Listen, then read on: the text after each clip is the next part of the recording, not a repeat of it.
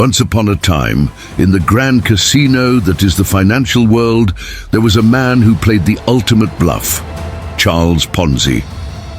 To the unsuspecting masses, he was a financial wizard, the golden boy of investments. People lined up, practically throwing their life savings at him, begging him to take their money. Why? Because he promised to turn every dollar into two, like some kind of capitalist alchemist. Little did they know, Ponzi wasn't turning lead into gold.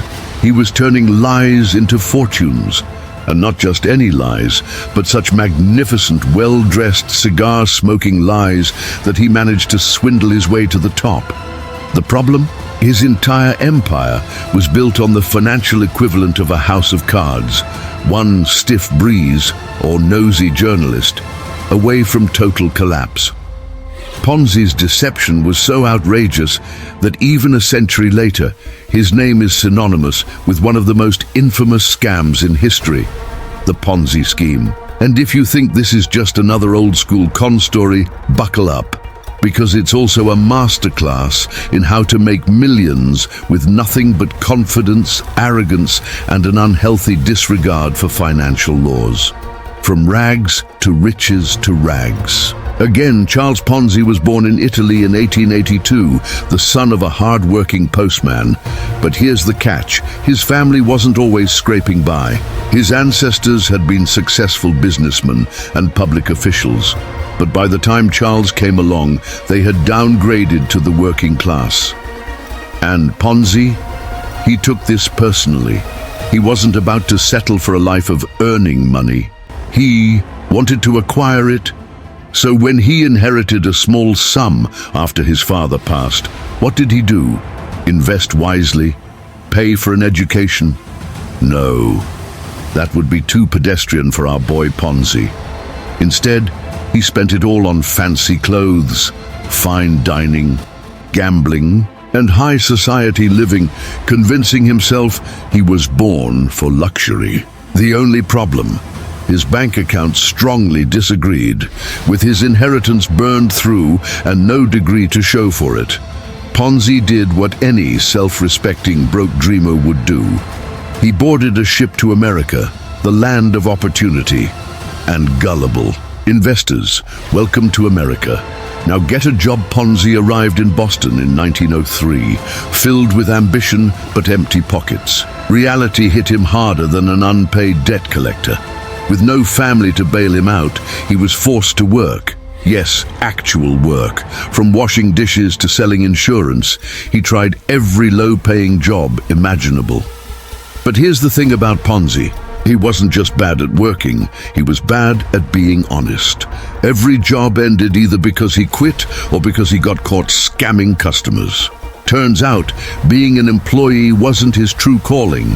Being a con artist was. The first scam is always the hardest. By 1907, Ponzi had moved to Canada and landed a job at Banco Zarossi, a bank that catered to Italian immigrants. But the bank had a little secret. It wasn't actually making money. It was using deposits from new clients to pay interest to older ones. Sound familiar?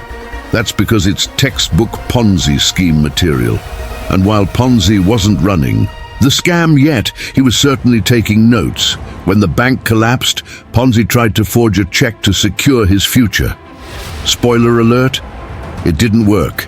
He got caught and sentenced to 3 years in prison, not one to learn his lesson. As soon as he was released, he immediately got arrested again, this time for smuggling illegal immigrants into the US. Another 2 years behind bars. At this point, most people would reconsider their life choices. Ponzi? He doubled down. The birth of the Ponzi scheme. Fast forward to 1919. Ponzi was back in Boston, desperately searching for his next get-rich-quick scheme. Then, like a divine revelation, he stumbled upon international reply coupons, IRCs, tiny postal vouchers that allowed people to prepay for international postage. The idea: buy them cheap in Europe, redeem them for expensive US stamps, and sell them for a profit. In theory, it was legal. In reality, the logistics made it impossible. But Ponzi wasn't about to let reality ruin his golden ticket.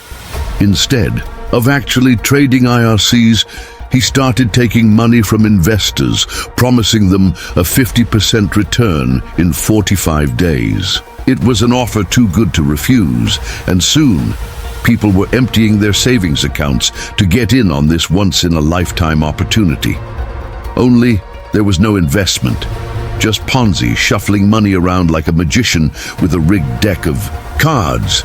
He used new investors' money to pay off the old ones, and as long as fresh cash kept pouring in, the illusion held strong. Within months, Ponzi was raking in $250,000 a day, the modern equivalent of several million. He bought a mansion, wore the finest suits, and lived like a king. The Boston Post even called him a financial genius. Oh, the irony, the fall of a king. But, as with all great illusions, the trick eventually got exposed. Journalists started asking questions. Financial experts crunched the numbers. And then came the bombshell. There weren't enough IRCs in circulation worldwide to support Ponzi's business model. When investors started panicking and withdrawing their money, the whole scheme collapsed like a Jenga tower missing its foundation. Ponzi was arrested, charged with fraud, and sentenced to 5 years in prison. But wait, there's more. After serving his sentence, he was deported to Italy, then somehow ended up in Brazil, running yet another scam before dying broke and forgotten. The legacy of a con artist today, the Ponzi scheme, remains one of the most infamous financial scams in history, repeated by countless fraudsters, from Bernie Madoff to crypto scammers. The moral of the story? If an investment sounds too good to be true, it probably is. As for Ponzi, he may have been a crook, but he was an entertaining one. And in the end, while he didn't die a rich man, he did achieve something far greater: immortality. Not in wealth, but in infamy. And that, dear viewers, is the ultimate con. And don't forget to smash that like button and turn on notifications, because in the world of finance, knowledge is your best investment. This is Portlight, bringing you the truth, one scam at a time.